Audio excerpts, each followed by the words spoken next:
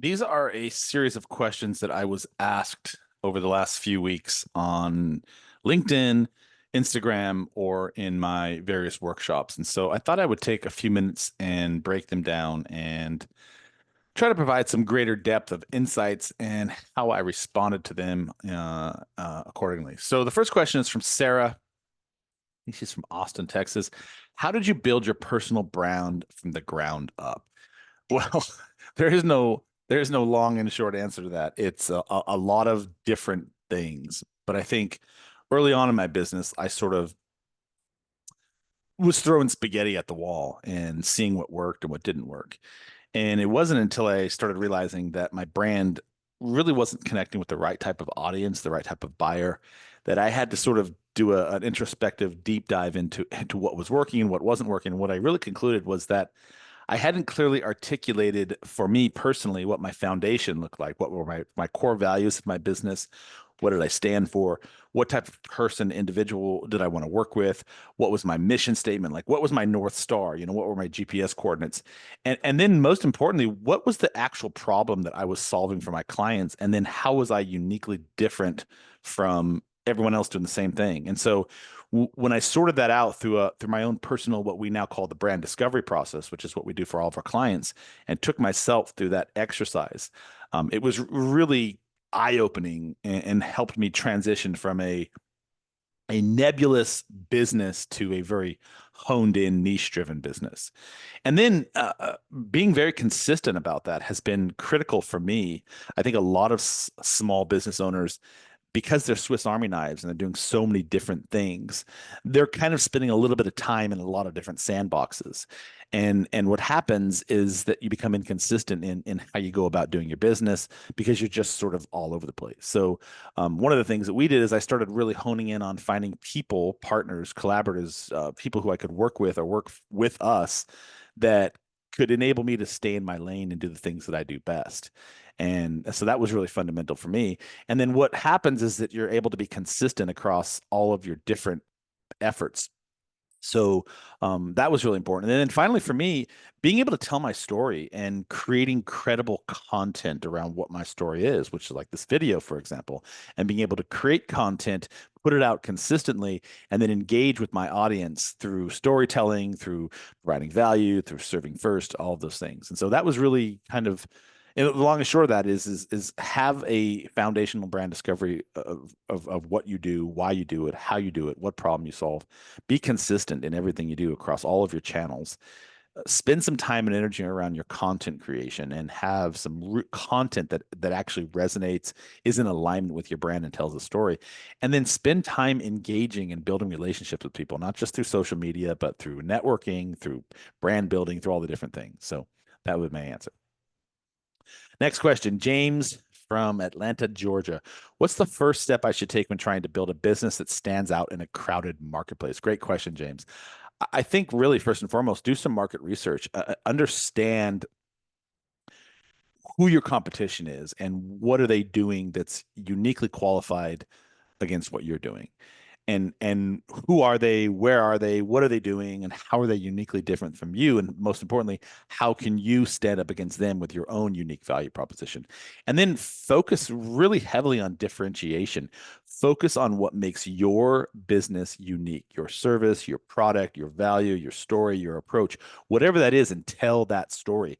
Make sure that you're speaking the language that your buyer wants to hear, sort of that lost in translation paradigm. Fill in the gap for that translation so that when your potential buyer hears what you're selling or hears what you're saying, they kind of think, that's exactly what I'm looking for. And then utilize whatever it is, whatever form of marketing you're doing, understand who your ideal client really actually is. If you're trying to sell to everybody, you're selling to nobody.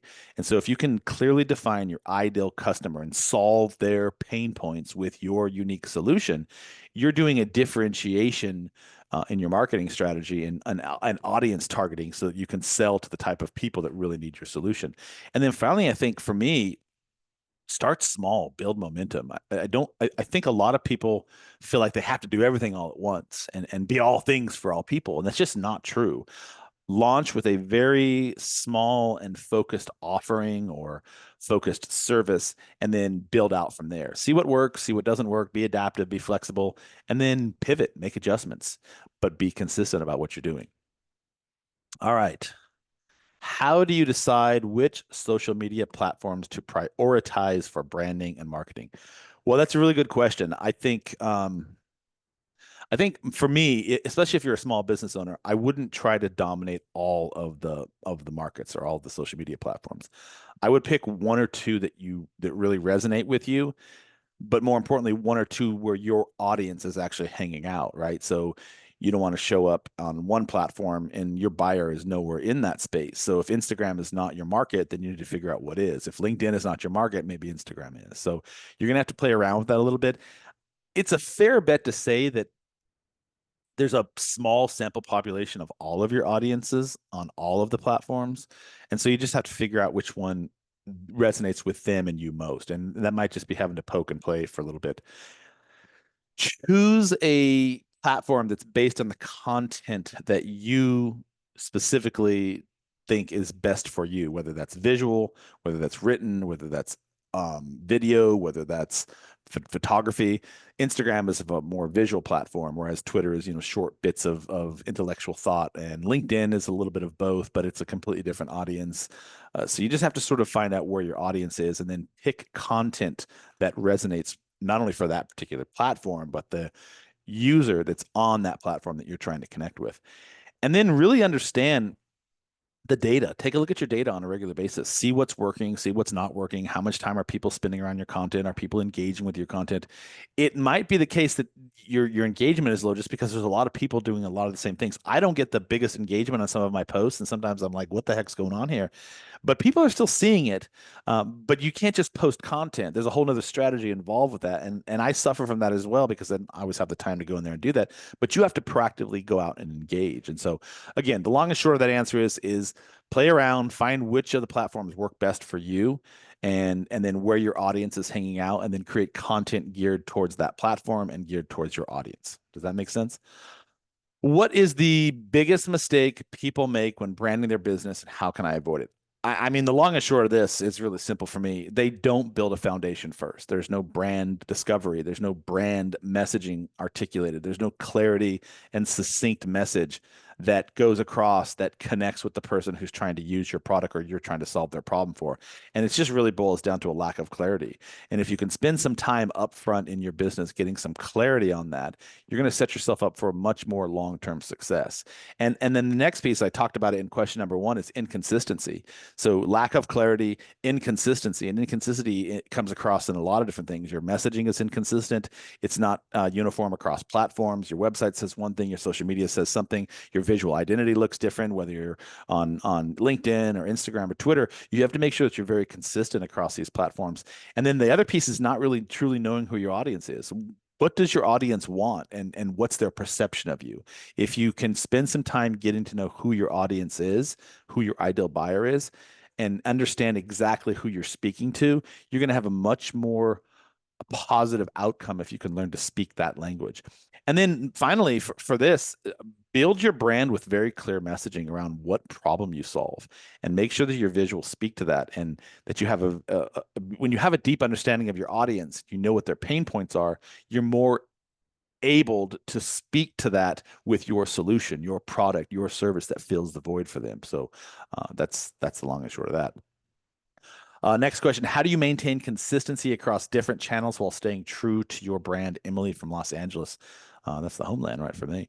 How do you maintain consistency? I think you have to have a consistent and unified voice, and developing brand guidelines, brand messaging that keeps consistent consistent tone, consistent style, consistent messaging, and that you're utilizing that across all of your platforms. And don't be afraid to repurpose content. I think a lot of people think that just because they have a piece of content from something they did today, they can't use it again. But content is evergreen in a lot of capacities. And so look for ways that you can leverage content that can be used in different capacities on a repeat basis. And that's not to say that your content should be one or two pieces that you repurpose 25 times over time. But I would rather sort of see you documenting on a regular basis as opposed to creating content. And that whole idea, if you can shift that paradigm around documenting things and then hold them in your repository, and that way you have it for future use. That's a really good approach so that you're not always sort of wondering what am I gonna post today? What strategies do you recommend for connecting with a target audience through storytelling? I mean, really, this is probably the most important piece of it is that people buy the story, they buy their emotional connection to something. They're not necessarily buying the product. Sure, your product has to work. Sure, your service has to work. But if you can understand your audience's pain points, your story should reflect the struggles that your audience faces and how do you solve them. So, for example, I'm doing these questions here because these are actual questions that people have sent to me or asked me in workshops or through social media. And so I'm taking these struggles, and it's a good bet if someone is having this problem, that a lot of people are having this problem. So I'm addressing my audience's pain points by collecting a bunch of different types of questions and then answering for them. I think another piece of that, in going back to the same question, is how do you recommend connecting with the target audiences? Show transformations, like share case studies, share stories. What have you done for somebody? What did this product do? What did this service do? Again, by me using your product, what do I expect to gain from it? So it's really important if you have testimonials, or if you have case studies, if you have actual visuals around the impact that you've made, that the people's problems you're solving, other people want to see that as well. Sort of like that's why Google reviews exist, is because like think about yourself as a buyer. Where do you go? Whether it's choosing a restaurant or choosing a service, you read the reviews, you go to the website, you go to social media. People are really smart and savvy, and they do their research. And so there's so much information out there that it's really important that your product can tell a story. It can show the transformation. It can show the problem that you solved, and then build connections with your audience. It's really important that if you're trying to connect with a target audience and you're not responding to comments, for example, or you're not proactively going out and engaging with other people, and then you wonder why do I not have any emotional connections? It's like, duh, what are you doing to support the emotional connections? What are you doing to build personality? What are you doing to tell stories? And so it's just like yourself, if you're walking down the street or you're at a grocery store or whatever it is, and when you meet somebody, you engage in a conversation with them. So that personal connection comes from the engagement. So it's really important that you're spending time around coming together with people and genuinely wanting to learn what their problems are, what they need, all those sorts of things. And make yourself very relatable. It's very important that you don't sort of come across as aloof, or you're too good for somebody, or your product is, well, I don't even know how the best way to put it. It's just become relatable, and keep your stories simple, keep them relatable, and share pieces of information so that your audience sees themselves in the journey. Again, imagine, what problem do you solve? How can I put my audience in place of whatever my product or service or solution is, and how can they best benefit from it? Devo, how do I turn my business into a recognizable brand without spending a fortune? From Chloe from Miami. Um, Good question. What is your core product? What is your core service? At the end of the day, what is the one difference that your business makes, right? And really focus and hone in on that. And I think some of the key features of doing that is stuff that we've already talked about, but focusing on your branding and your brand messaging, and what does your client perceive of your service or your product, and be very consistent about how you share that messaging. Use social media. If you're not currently using social media for any reason, you're sort of missing out. And I'm not to say that you can't run a business without it, but it's basically free advertising in the sense that you just have to spend some time and energy. It's not only free, but it's free in the sense of like paying for marketing or paid advertising or paid search engine optimization, et cetera. Have a website, have a social media presence, and spend a little bit of time, energy, and money, if you can, or do it yourself, on good content that is in proper alignment with your brand message. So whatever that brand is, whatever that message is, and I want to make it very clear, your brand messaging is everything. It's not just your logo, it's not just your website, it's not just your fancy tagline. Your messaging is everything. What does your client perceive of you? What messaging are they receiving when they read something about you, when they go to your website, when they see a social media post, when they see a paid advertising gig, whatever it is, what is your messaging? And so that messaging is really important so that you can build this brand into a recognizable brand, so that when people see it or hear it or taste it or smell it, they know exactly where it comes from, and be very, very consistent consistent about it. And then another thing that I think is still sort of lost, is sort of kind of an enigma for a lot of people in modern business. Get out on the street, man. Like, go to events, take workshops, continue to learn, go to networking sessions, whatever it is, get your name and your face and become very relatable. And if, again, I'm not a big business, but there is a very good argument to say that wherever I go in my town and even outside of my town, people have seen me. I've shown up at workshops in San Diego. I've shown up at workshops in Chicago. I've been in business sessions in Boston and New York. And true story, like, people have seen me on social media before. And again, it's not because I'm somebody famous. I'm just very consistent and always putting content out there. And so it just, because of because of the algorithm, because of how consistent we are, because of the different output mechanisms and levers that we use, I'm showing up in a lot of different places. And so that is one way that I've made my brand a little bit more recognizable. All right. How did you grow your audience and followers from scratch? That's a loaded question. A lot of trial and error and a lot of mistakes early on. Just to be transparent, there were a lot of marketing companies, 10 years ago, that were promising this, that, and the other, and they'd find you followers. I played with those, and I don't recommend them. Um, they just they didn't provide the type of real followers that I connected with, and rather than, and I learned this the hard way, rather than focusing on followers, I would shift that question around from how can you build fans that actually enjoy and use your product or find you to be valuable to them, whether it's problem solving, whether it's entertainment, whether it's education, whether it's inspiration, whatever it is, focus on one person at a time and build from there. And be very consistent about using social media for a platform for some sort of problem solving, serving capacity, and not how many followers can I gain. Because when you get into that space of trying to gain followers, your motivation is backwards. Because we as consumers are so smart and so savvy and have so much information at our disposal, we'll very, very quickly see through that. So don't focus on followers, focus on building fans, be consistent, add value, collaborate with people, find other people that are in your niche or in your food chain, or even not even necessarily your food chain, and reach out to them and offer to do some sort of service or work for them in exchange for exposing yourself to their audience. Do podcast guesting. It's a fantastic way to borrow other people's audience and not have to spend a lot of money. It's just you showing up as you, and who knows you better than you? Who knows your product better than you? So go out there and borrow other people's audiences on their shows, and you get to talk about you and what you do and what problem you solve. And it's a really great way to build engagement with people you would have never had the opportunity to see before. And that was from David from California, another California, David from San Francisco. Next question: what marketing tactics do you recommend for new businesses with limited resources? This is Rachel from Seattle. Why is everybody from the West Coast on these questions? So what marketing tactics do you recommend for new businesses with limited resources? Content creation, first and foremost, social media, website, search engine optimization would be, and email proliferation. Start building your email and start communicating on a one-on-one capacity with your audience. I think those are the tools that I would, if I had to start over and had very limited funds, which I still do. I'm not a big business. I'm a small business.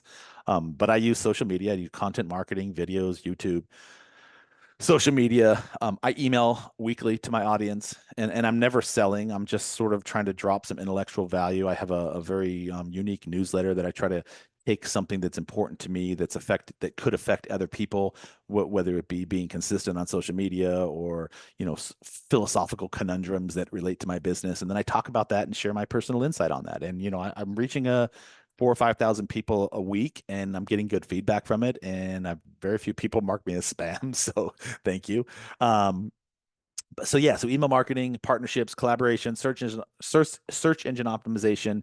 Have a good website. Blog is free. It adds to your search engine capabilities, and so those are all things that I would be doing. I do now, and those are all things that I would do if I had to start over again.